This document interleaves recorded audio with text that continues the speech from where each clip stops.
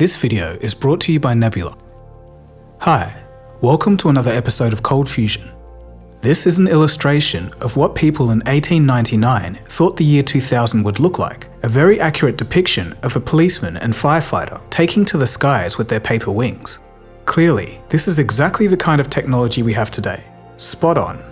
But in all seriousness, just think of what the creator of these images would think of the planes we have today. The point is, human flight itself is amazing, and has been ever since it was achieved in 1903. As we started to get the hang of it, humans tried to fly ever faster, but the race to fly faster than sound itself was one of the most thrilling and daring challenges of the 20th century. As planes approached the speed of sound, they behaved strangely. They would buffet, shake, and even just disintegrate. Some unbelievable attempts included a volatile rocket plane, and a propeller so powerful that it tried to rotate the very plane that it was attached to. It was a crazy time, but many men did sadly lose their life in the pursuit of supersonic flight. But after humans achieved this feat, the Concorde was the only commercial application, and after the Concorde went out of service, it seemed like we collectively just kind of gave up on commercial supersonic flight. Or did we? As you'll see at the end of this episode, there's recently been new life in the sector of commercial supersonic flight. So, today, we'll take a look at the enthralling and dangerous journey of humans breaking the sound barrier, and then we'll finish off with the latest activity in the industry. So sit back, relax, and enjoy the journey. You are watching ColdFusion TV.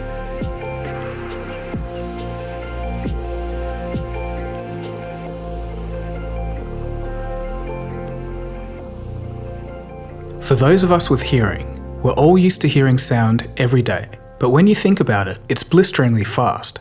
At sea level, the speed of sound is approximately 1,225 kilometers an hour or 751 miles per hour. Obviously, supersonic flight refers to flying faster than the speed of sound, but what do we call speeds higher than that? A ratio is used called the Mach number.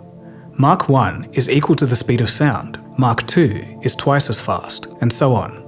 So supersonic flight means flying above Mach 1. The man who took this photo is responsible for that term. His name is Ernst Mach, and in 1887 he somehow managed to capture a bullet moving at supersonic speeds. This was the first visual imagery of a shockwave. It allowed scientists to study what happens when an object travels at incredible speeds. Since the advent of human flight, the desire to go faster than the speeding bullet was tempting. For a long time, aeronautical technology only allowed this to remain a curiosity. That was, up until the build-up to World War II. The fateful hour of 11 has struck, and Britain's final warning to Hitler having been ignored, a state of war once more exists between Great Britain and Germany. Governments and engineers were interested in producing ever faster planes. They wanted any advantage they could get in combat. But there was a major problem. Every plane used propellers to fly, and as it turns out, when a propeller blade aircraft gets close to the speed of sound, the propellers lose their efficiency and sometimes tear themselves apart. Wings would abruptly lose lift, and the control surfaces would stop working. This would effectively cause planes to fall out of the sky. Sometimes, catastrophic failure would occur, and the plane would simply just break up. There was an interesting case of an experimental supersonic propeller aircraft, the Republic XF-84H Thunder Screech. So why was it called such a weird name like Thunder Screech? The plane was so loud that it caused seizures and vomiting for those who were unlucky enough to hear it.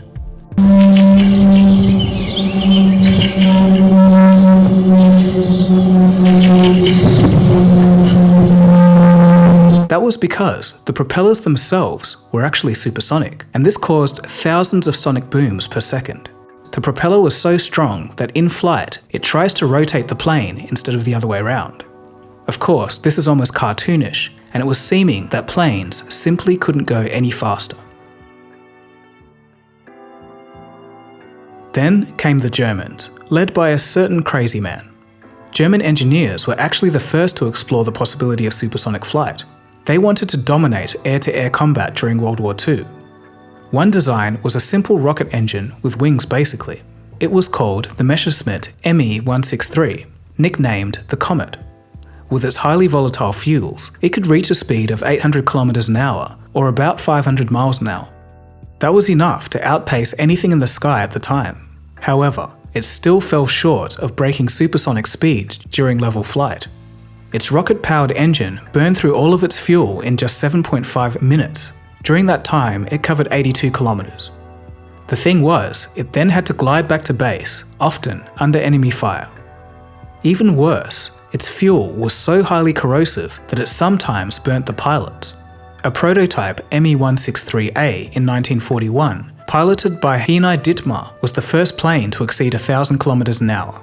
The same pilot later reached 1,130 kilometers an hour, this time in an Me-163B. Although close, this is still below the speed of sound. The Me-163 couldn't reach supersonic speeds because it had some major problems, aside from being a death trap. When it got close to the speed of sound, it would shake so violently that the vibrations would cause structural damage. And those same vibrations could lead to a loss of control. German engineers tried to solve this problem, but were ultimately unsuccessful. The Germans weren't the only ones giving it a shot. Back in 1942, while the world was still at war, the British government was desperate to gain an edge over Germany in the air, so they started a secret project. The goal was to make the world's first supersonic aircraft. The project was led by two brothers, George Miles and F.G. Miles. The result was the M52, a jet-powered plane with a bullet-shaped body and short, straight wings. The M52 had a new, all-moving tail, which was needed for high-speed control. The aircraft was meant to fly at 1,000 miles per hour, or Mach 1.4, and reach an altitude of 36,000 feet in just less than 2 minutes. It was a bold and ambitious project, but it faced a whole bunch of engineering problems, and the project kept stalling. We'll catch back up with this team later in the episode. Meanwhile, across the Atlantic, the Americans were also working on their own supersonic project. They wanted to investigate aerodynamic conditions within the transonic speed range. They wanted to crack the code and be the first to fly faster than the speed of sound. But in order to do this, they needed to build a plane and research what happens when you get close to the speed of sound. Before we get to the plane and the man who broke the sound barrier, a question has to be asked. Why do so many things go so wrong when you try to pass the speed of sound? As an object nears the speed of sound, air molecules compress and it creates a shockwave, the very same type of wave that Ernst Mach took a photo of in 1887. This wave causes a sudden rise in temperature and pressure, and this affects the object's aerodynamics and stability. The phenomena leads to less lift, more drag, and violent vibrations. This was a new realm that needed a solid theory. Scientists like Ernst Mach had some ideas and equations of how shockwaves worked back in the 19th century, but it took decades of hard work by researchers from different countries to really figure it out. Among the pioneers in this field was John Stack at the National Advisory Committee for Aeronautics, or NACA, the predecessor of NASA. Through years of painstaking research, collaboration with other aerodynamicists, John Stack made groundbreaking discoveries, like using thinner wing cross-sections and swept back wings. Models showed that this improved efficiency and stability near Mach 1 speeds. He published his work in the 1930s and 40s. It was brilliant and laid down the groundwork for high-speed aerodynamics. After the Second World War, the Americans captured German documents, and they revealed that they were working on some unconventional aircraft designs, exploring tailless, swept-wing aircraft, as well as utilizing rocket engines and other peculiar methods. Were the German scientists out of their minds, or were they onto something remarkable? Around this time, the US government contracted Bell Aircraft to find out. Their mission was to test what happens when an aircraft reaches that tricky speed of between Mach 0.8 and Mach 1.2, a speed range called transonic. Could they succeed where others had failed? The result was the Bell X-1. Now that the Germans were out of the race, it was between the British and Americans to see who could conquer supersonic flight.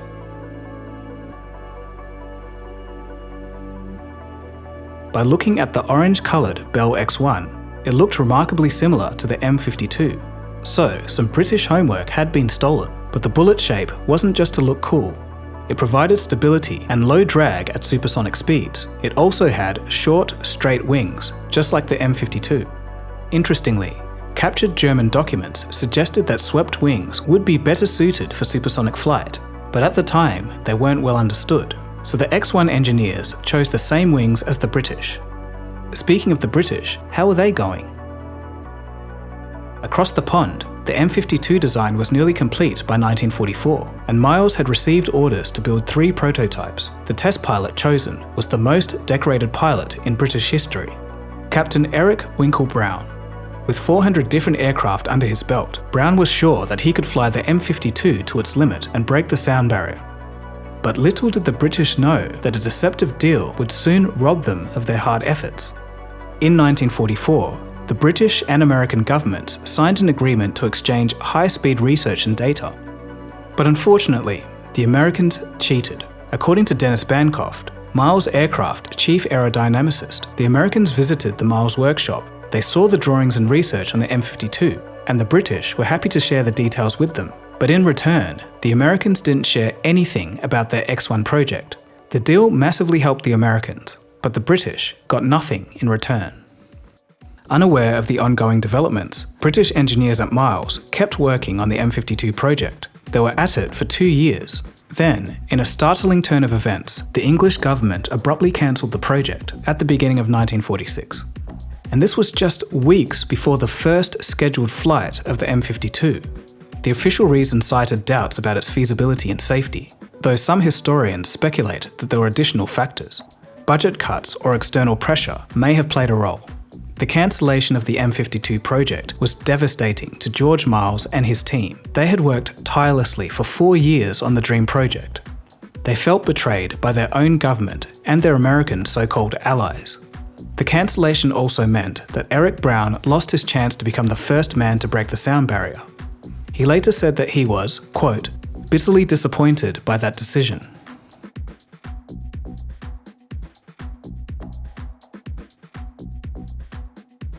The Americans continued with their X-1 project, now without any interference or competition from the British. In 1946, they already began test gliding. Jack Williams, who had completed the test flights, was unfortunately killed in an unrelated incident in his own test aircraft. Williams' death was a sad tragedy and a setback that would delay the supersonic flight. Testing would soon resume, however, with a new pilot, Chalmers Slick Goodlin. He completed 26 flights, including glides and subsonic tests. However, he never got to fly supersonic. The Air Force took over the testing from Bell because they were unhappy with the slow progress. Goodlin was then replaced with First Lieutenant Chuck Yeager. Born in 1923 in West Virginia, Yeager joined the US Army Air Force in 1941. He was a fighter pilot in World War II, where he flew P-51 Mustangs and shot down 12 enemy planes, including 5 in one day. He also survived being shot down over France and escaped with the help of the French resistance. He seemed like the perfect man for the job. In the lead up to the historic flight, Yeager wasted no time. In August of 1947, he began glide test flights and then swiftly progressed to powered flights by month's end. The Air Force's strategy was different to Bell's. They wanted to get things done quickly, whereas Bell wanted to go for a gradual speed increase. They gave Yeager full permission to push the boundaries of the aircraft towards Mach 1. On October 10th, he reached a remarkable speed of Mach 0.997. So close. Everything was in place now. Yeager was ready. He even named the aircraft Glamorous Glennis after his wife. But then, just a few days before the historic flight, something unexpected happened. Yeager would break 2 of his ribs in a horse riding accident. But he wasn't going to miss this opportunity for the world. He was going to etch his name in history, so he decided to hide his injuries from his superiors. On October 14th, 1947, the stage was set. It was a dry lake bed in California's Mojave Desert. A B-29 bomber carried the X-1 into the sky. Inside, Chuck Yeager held onto a modified broom handle that he used for his injury and closed the cockpit door. The X-1 smoothly glided past the bomb bay doors, and with a blast, its rocket engine ignited. This unique launch provided an exhilarating boost to 250 miles per hour. Under Yeager's skillful guidance, the Glamorous Glennis climbed to 43,000 feet. Engineers on the ground held their breath. They were fearful of aircraft instability. If anything went wrong, it could be lethal. They watched with bated breath as Yeager flew past Mach 1.06, experiencing only bow shock and a resulting sonic boom. With that loud and glorious thunder, Yeager had made history. He was the first person to fly supersonic. This spectacular flight was one of the greatest achievements since the Wright brothers at Kitty Hawk. Captain Yeager flew the X-1 faster than the speed of sound in level flight. The date, October 14th, 1947. But it wouldn't be so clean-cut. George Welch, an American pilot, also claimed to break the sound barrier with his F-86 Sabre, the first American swept-wing fighter jet. Welch allegedly flew supersonic on October 1st, 1947, 2 weeks before Yeager. Although there were anecdotal reports of sonic booms being heard on the ground, this claim was disputed due to a lack of concrete evidence and data. Yeager, on the other hand, had a multitude of instruments and observations on the speed, so he is officially credited. Meanwhile, Miles Aircraft in England still persisted with their M52 model. After a failed attempt in 1947, they successfully reached supersonic speed with their final model in 1948. Although this was still remarkable, it was too little, too late, and the Bell X-1's achievement had overshadowed them. Even though the speed of sound was defeated, Chuck Yeager would still keep pushing the limits of speed. In December 1953, in a Bell X-1A, Chuck attempted to maneuver the aircraft at Mach 2.44. This caused the plane to enter an internal coupling event, which essentially means his plane flew violently out of control, resulting in a tumbling, spinning descent. I'm in bad trouble. Down to 25,000. Would have had to be. Somehow, he managed to recover the aircraft and then glide back to base and landed safely. Other pilots would die due to the same design flaw. It really does show how good of a pilot Chuck Yeager was. The news of Yeager's supersonic flight leaked despite attempts to keep it under wraps. The authorities wanted to protect their military and technological edge in the post-war era. An anonymous source tipped off the press. The Los Angeles Times reported it on December 22, 1947.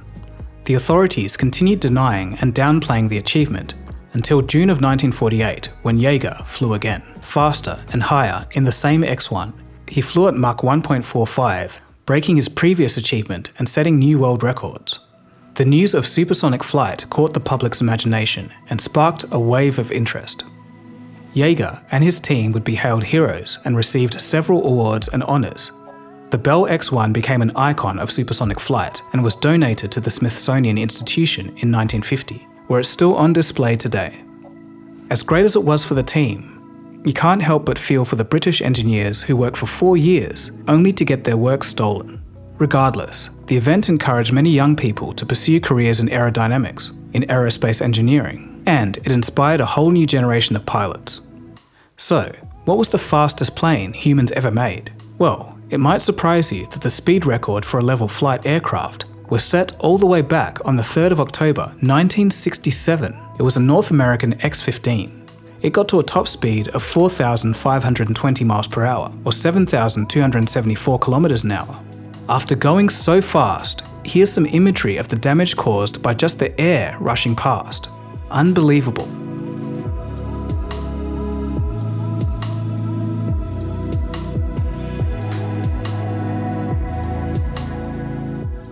Fun fact, a few years earlier in 1962, Neil Armstrong, the famous astronaut, would fly an X-15 to a speed of 3,989 miles per hour, or 6,420 kilometers an hour. A few months earlier, in another test flight, his X-15 ran out of fuel. It descended and bounced off the Earth's atmosphere, throwing him 50 miles off course. Armstrong was falling back to Earth fast, and for several thousand feet, he couldn't maneuver the aircraft because of the thin atmosphere. Finally, he fell far enough that he could turn the X-15 and point it back towards Edwards Air Force Base, where he made an eventual safe landing.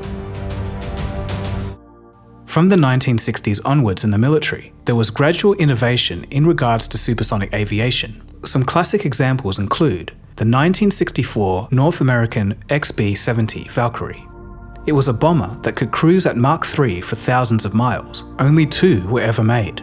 And this is a crazy story, but one of them sadly crashed when an escorting jet rolled and flew into the tail structure of the Valkyrie.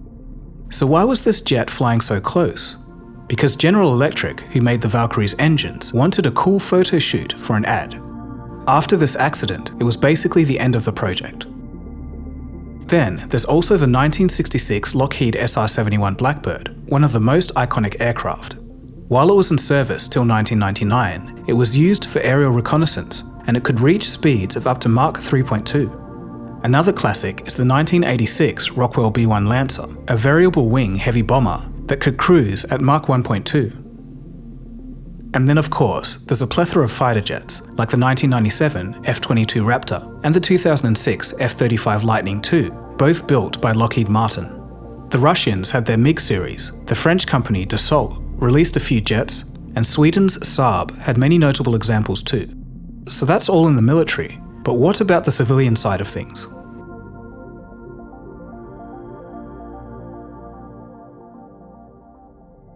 As you've just seen, the first supersonic flight ignited a new era of innovations in the field. Many new models were built and flown, and the aviation industry thrived. So not knowing any better, for a person in the past, it would be natural to think that commercial supersonic flight would exist today. But it doesn't. Well, of course, there have been some attempts in the past. You've all heard of the Concorde. It was a supersonic passenger airline service, flying from 1976 to 2003. It began as a joint venture in 1956 between France and England. It crossed the Atlantic in less than half the time of a conventional aircraft. The Concorde was famously retired in 2003 after a fatal accident. Debris on the tarmac punctured a tyre, which in turn caused a fire under one of the wings. The plane subsequently crashed into a hotel, killing 109 people on the plane and 4 on the ground.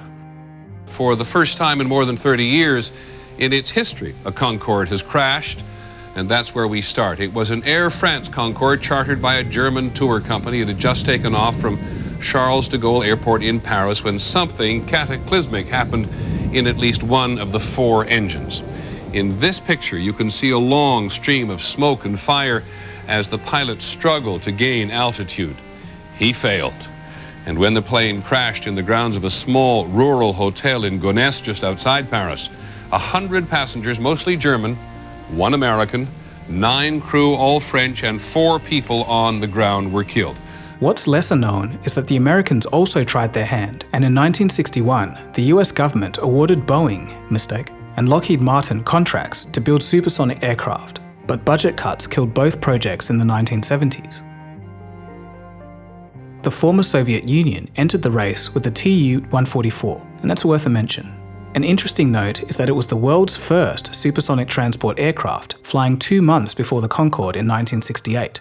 Although sources debate whether it was an original design or stolen through espionage, the Tu-144 outperformed the Concorde and reached a top speed of Mach 2.15. But that's about where the positives end. The aircraft was plagued with poor handling and engine reliability, as well as high fuel consumption. Then, in 1973, tragedy would strike. At a Paris air show, a Tu-144 crashed fatally, killing all 6 crew members and 8 people on the ground. And this was in front of 250,000 spectators. The accident ruined the aircraft's business prospects. Potential customers became very wary of its safety and performance. So, what went wrong with commercial supersonic transport? Well, basically, the planes were extremely expensive to make and maintain. They were fuel-hungry and loud, and routine sonic booms cause health concerns and environmental concerns. It can cause stress to people and animals, and even damage nearby buildings. These factors have led to the prohibition of routine supersonic flight over many land countries. But on the brighter side, there are some new ongoing efforts to revive supersonic transport. Companies like Boom Technology. Symphony is a new propulsion system for supersonic flight, a boom-led development with world-class partners. And Spike Aerospace. So is that the main technological challenge you're trying to overcome? Is the sonic boom, or is it the efficiency end of it? What is it? It's actually both of it. I mean, you can fly fast. There's no problem doing it. Military jets do it all the time, right? But they're burning a lot of fuel. And that's just not going to work for flying passengers from New York to London or London to Hong Kong. You got to be able to fly at a reasonable cost, and you got to be able to fly without making a sonic boom, without disturbing people on the ground. It's a very loud, disturbing sound, and that's critical. And that's what Spike Aerospace has been developing a technology to cut that sonic boom down tremendously. Working on new supersonic aircraft with improved efficiency and reduced noise. NASA and Lockheed Martin are collaborating on a project called the X-59 Quest. It aims to demonstrate quieter supersonic travel with drastically reduced sonic booms. It was officially unveiled in January of 2024 and will take its first flight later this year. Behold, our stunning X-59. What a unique aircraft. The challenges of sonic booms accompanying supersonic flight. We've talked a little bit about it. So this design is really critical in dispersing shock waves, which today shocks are formed around the aircraft and then they merge together to give that boom. By designing it to disperse those, they never merge together. And that's how they solve this problem. It's hoped that the design lessons learned from this aircraft will enable quiet supersonic travel in the future. And last, but definitely not least, is Hermes, an American company that aims to make hypersonic jets that can travel at Mach 5. First for military applications, and then later for commercial travel. We'd be kind of naive to go try and build a 20-passenger Mach 5 aircraft right off the bat. The number of technical challenges, between where we stand today and there are many. We take a very iterative approach to development that's focused on getting to hardware very quickly. We have the opportunity to pull in significant private dollars alongside government investment to solve pressing national security challenges. This government partnership helps us to incrementally de-risk the tech and solve problems for our customer while marching down the roadmap towards commercial flight. Check out the YouTube channel Real Engineering's video for more info on the topic. We'll have to wait and see if any of these projects become a reality, but it's just cool to know that there are people out there working hard to make them become a reality. So, the race to supersonic flight was frantic and fraught with danger, and even betrayal, beginning with the desperation of war and culminating in engineers taming the untamable. It was supposed to be the apex of future travel, but so far, reality has dictated the outcome. But maybe not for long. You could say that air travel is safer because of the discoveries made along the way. But the human sacrifice to get to such a point shouldn't be forgotten. I found this whole story so interesting. I just wanted to cover it. I know it's not going to be for everyone, but I hope that you did like it too. Hopefully, we'll see supersonic travel once again over the next few decades. So what do you guys think?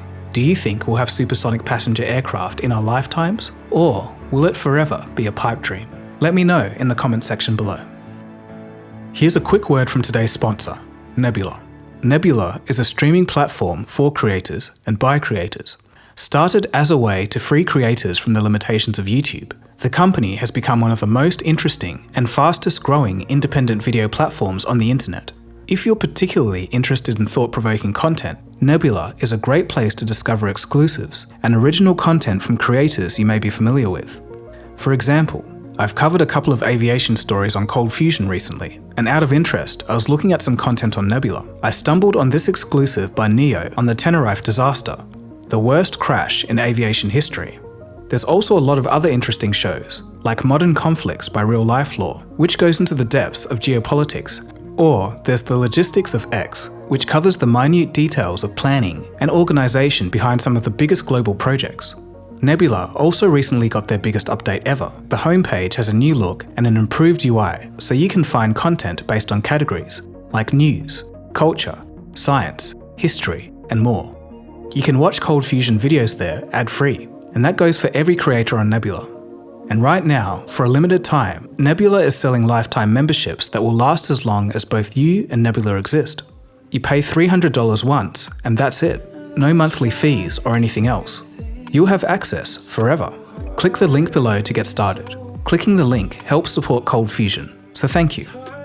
And that is the story of supersonic flight. I want to thank you for watching the whole way through. If you did like this and want to see anything on science, technology, or business, feel free to subscribe to ColdFusion. My name is Dagogo, and I'll catch you again soon for the next episode. Cheers, guys.